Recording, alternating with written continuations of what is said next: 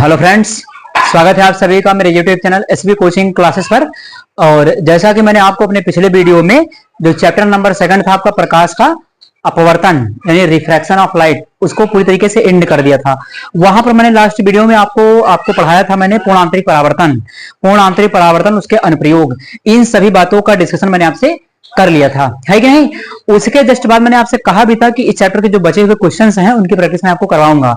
तो उन्हीं क्वेश्चन का डिस्कशन आज आपसे मैं इस वीडियो में करने वाला हूं, है ना। इसके बाद आपको इस चैप्टर से संबंधित जितने भी क्वेश्चन होंगे वो आसानी से आपसे हो जाएंगे, उसमें कोई दिक्कत नहीं होगी, है ना। चलिए तो देखिए क्या लिखा है। पहला क्वेश्चन लिखा कि कांच तथा हीरे के अपवर्तनांक क्रमशः 1.5 तथा 2.4 हैं। तो हीरे का कांच के सापेक्ष अपवर्तनांक ज्ञात कीजिए।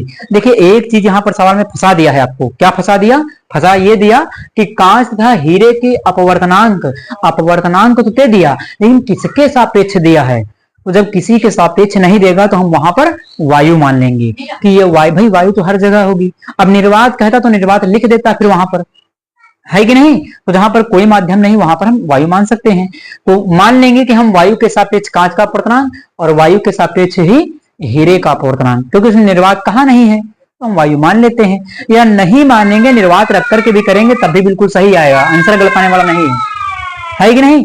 अगर यहां पर जैसे आपसे निर्वात नहीं कहा गया है तो निर्वात रख करके ही कर लीजिए, यानी कोई न रखिए, केवल अपवर्तनांक लिख लीजिए तभी आंसर आ जाएगा। तो आंसर उस तरीके से भी आ जाएगा और आंसर इस तरीके से भी आ जाएगा, दोनों तरीके से आ जाएगा, है ना। चलिए मैं आपको बता देता हूं। तो देखिए मान लिया मैंने वायु के सापेक्ष कांच का अपवर्तनांक कैसे लिखा जाएगा। तो देखिए सोल्यूशन में क्या कैसे लिखा जाएगा कि सोल्यूशन कांच है तो बीच में देखिए लिखा एन। एन क्या होता है? अपवर्तनांक। किसके सापेक्ष? कांच के। तो जिसके सापेक्ष लिखना होता है उसको एन के बाद में लिखना होता है ना। तो कांच का, कांच को इंग्लिश में कहते हैं glass, G for glass, glass means कांच होता है नहीं। तो यहां पर लिख देंगे जी। किसके सापेक्ष है? तो वायु के सापेक्ष मान लेते, जिसके सापेक्ष कहेगा उसको एन से पहले। तो ए एन जी का मान कितना दिया गया है? ए एन जी का मान क्रमशः कह रहा 1.5 दिया गया है। इतना समझ में आया? कह रहा था वायु के सापेक्ष, ये वायु के सापेक्ष मैंने माना है कि नहीं। तो जिसके सापेक्ष कहेगा उसको एन से पहले और जिसका अपवर्तनांक कहेगा उसको एन से बाद में लिखना है। तो 1.5 हो गया वायु के सापेक्ष कांच का अपवर्तनांक। तो वायु के सापेक्ष कांच का अपवर्तनांक क्या बनेगा? ए एन जी बराबर 1.5। उसके बाद एक और तो दिया है, हीरा भी दिया है। हीरा को कहते हैं डायमंड, डायमंड में होता हीरा, तो यहाँ इसके लिए स्मॉल डी यूज करेंगे। तो वायु के सापेक्ष हीरे का अपवर्तनांक भी लिखना होगा, क्योंकि मैंने किसके सापेक्ष माना है? वायु के। तो वायु के सापेक्ष, चलिए इसको लिखना मैं बताता हूं आपको। ये देखिए एन है, एन क्या है? अपवर्तनांक है। किसके सापेक्ष लिखना है? तो वायु के। जिसके सापेक्ष लिखना है उसको एन से पहले लिखिए और जिसका अपवर्तनांक लिखना है उसको एन से बाद में लिखिए। तो अपवर्तनांक किसका है? हीरे का। हीरे का है। जिसका अपवर्तनांक लिखना है उसको एन से बाद में, तो यहां पर इसको एन से बाद में, D for diamond, diamond means हीरा, हीरे का अपवर्तनांक है तो यहाँ पर डी मैंने पीछे लिख लिया। किसके सापेक्ष? तो वायु के। तो वायु के लिए एयर, एयर मींस क्या होता है? हवा या वायु, तो इसके लिए स्मॉल ए यूज होगा, तो उसको यहां लिख लेते हैं ए एन डी। कितना दिया गया है? 2.4।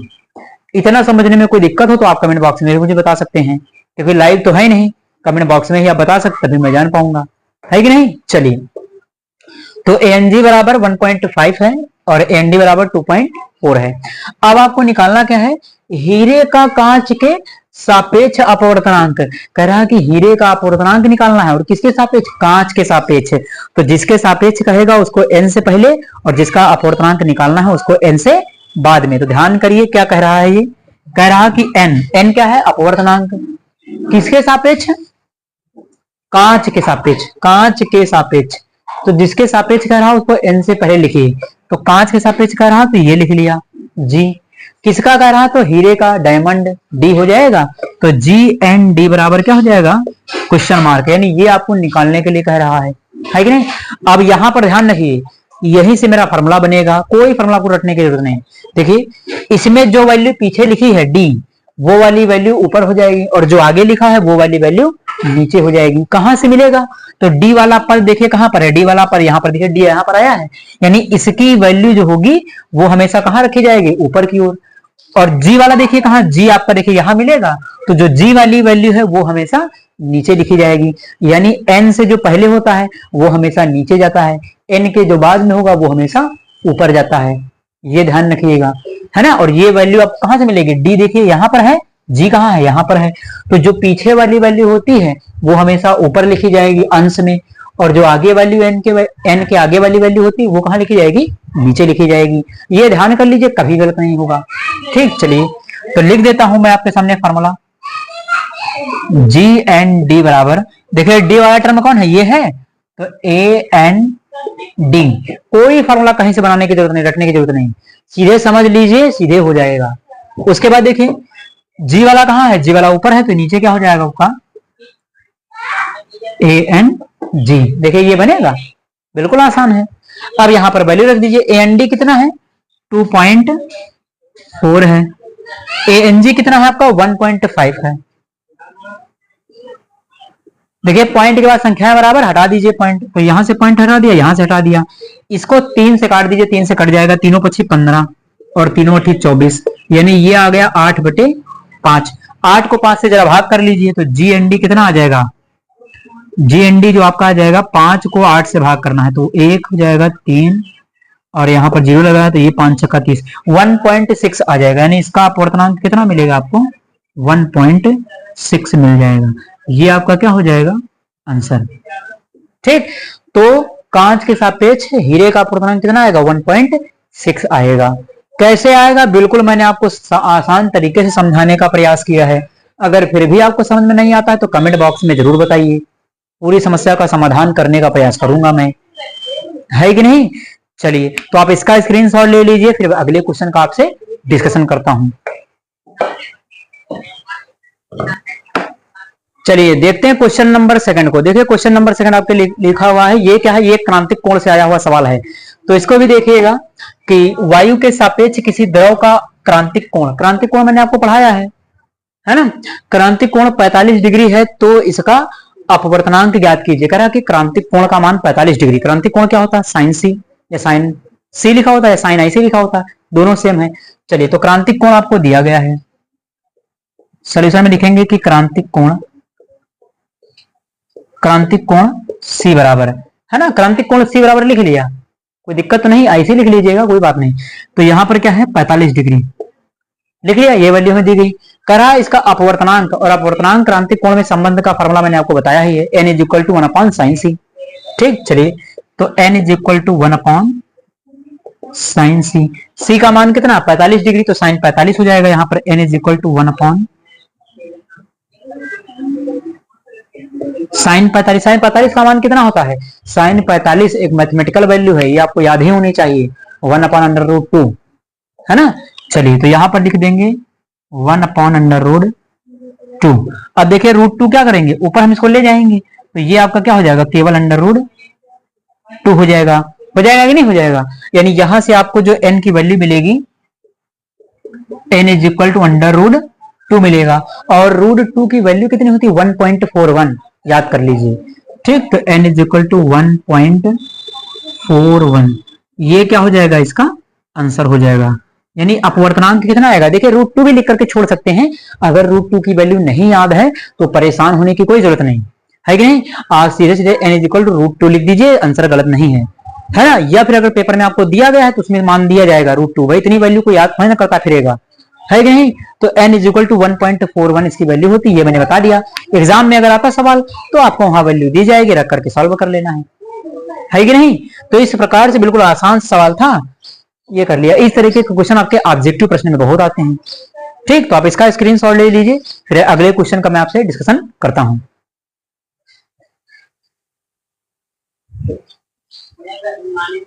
चलिए तो देखते हैं अगला क्वेश्चन। क्वेश्चन नंबर जो हमारा आपके सामने लिखा हुआ है 3 है, इसको जरा देख लेते हैं।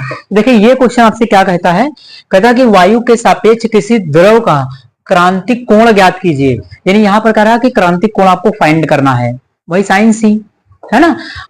कोण ज्ञात कीजिए यदि अपवर्तनांक 4/3 है, यानी अपवर्तनांक यहाँ पर आपको दे दिया और क्रांतिक कोण पूछ लिया है। इस तरीके के क्वेश्चन ऑब्जेक्टिव के लिए बहुत इंपॉर्टेंट है, ना कि आपके बोर्ड परीक्षा के लिए बल्कि कॉम्पिटिटिव एग्जाम्स के लिए भी इंपॉर्टेंट है कि नहीं। चलिए तो फार्मूला मैंने अभी आपको बताया, n = 1/sin c। यहां पर अपवर्तनांक आपको दिया गया है है ना। n बराबर कितना दिया गया आपको 4.4/3, यानी n का मान आपको अपवर्तनांक दिया गया सवाल में कितना है, तो 4/3 दिया गया है। अब क्या करेंगे, अब आप यहां से फॉर्मूला लगा दीजिए, आंसर प्राप्त कर लीजिए। ठीक, चलिए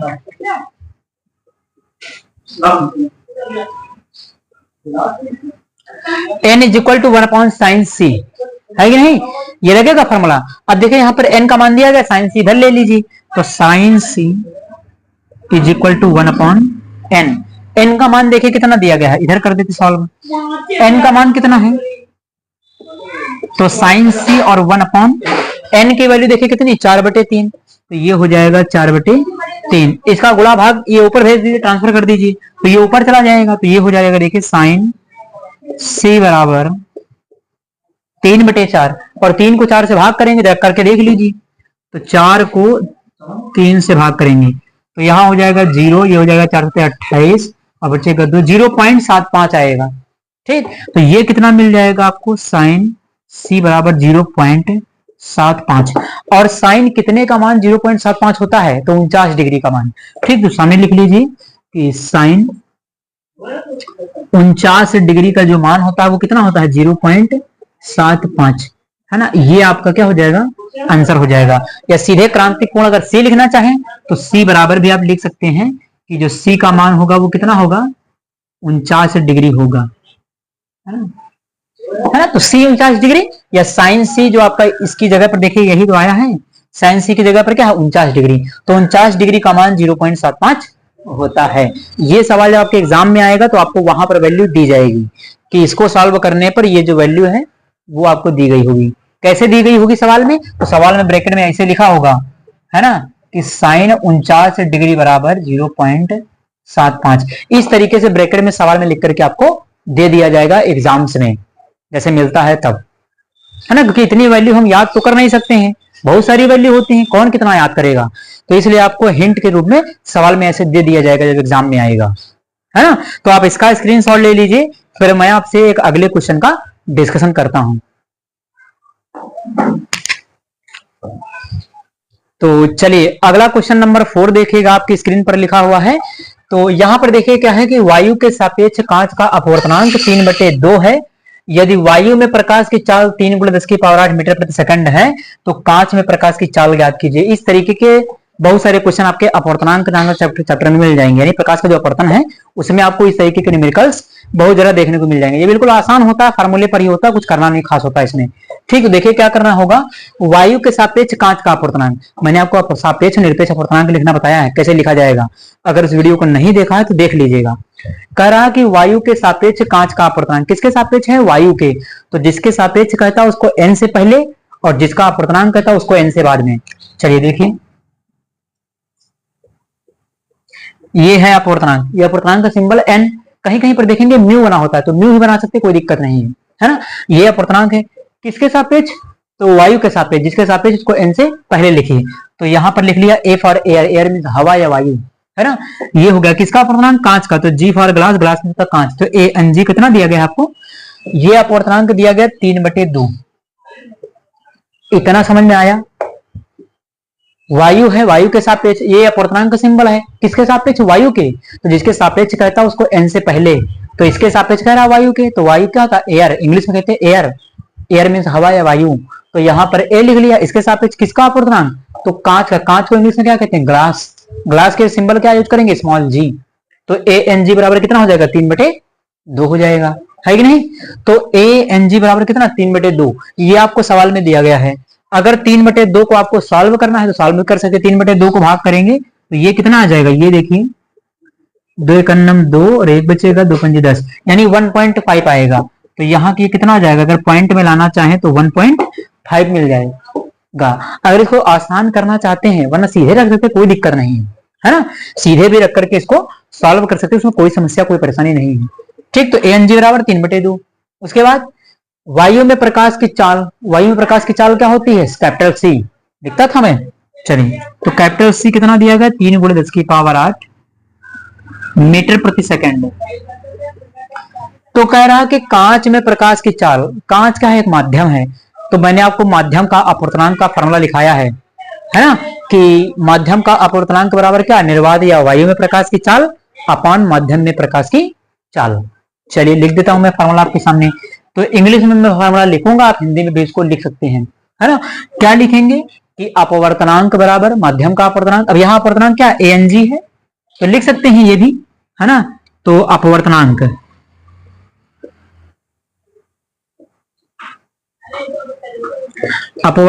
ANG बराबर C/VM।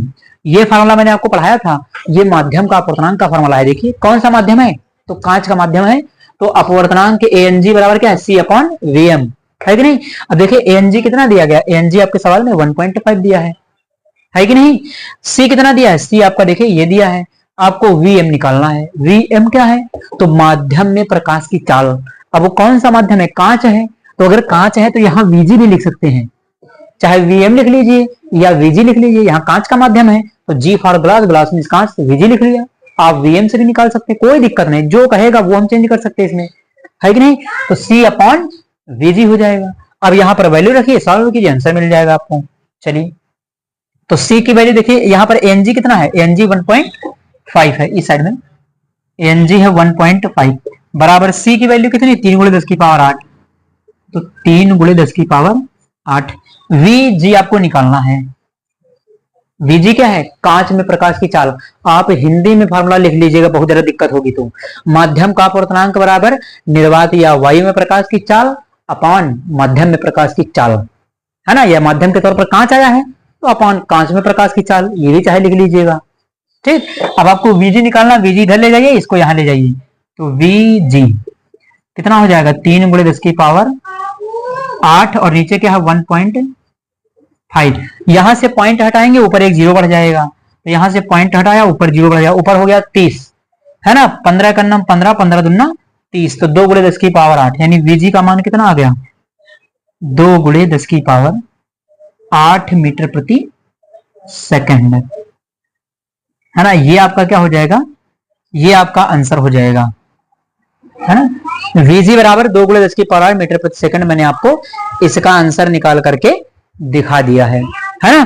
तो इस प्रकार से क्या होता है, ये आपका चैप्टर प्रकाश का अपवर्तन, रिफ्रैक्शन ऑफ लाइट, पूरी तरीके से एंड हो गया। अगर पूरे चैप्टर में किसी को कोई दिक्कत होती सवाल या किसी टॉपिक में, तो आप मुझको कमेंट बॉक्स में कमेंट करके बता सकते हैं। मिलते हैं अपने नेक्स्ट लेक्चर में।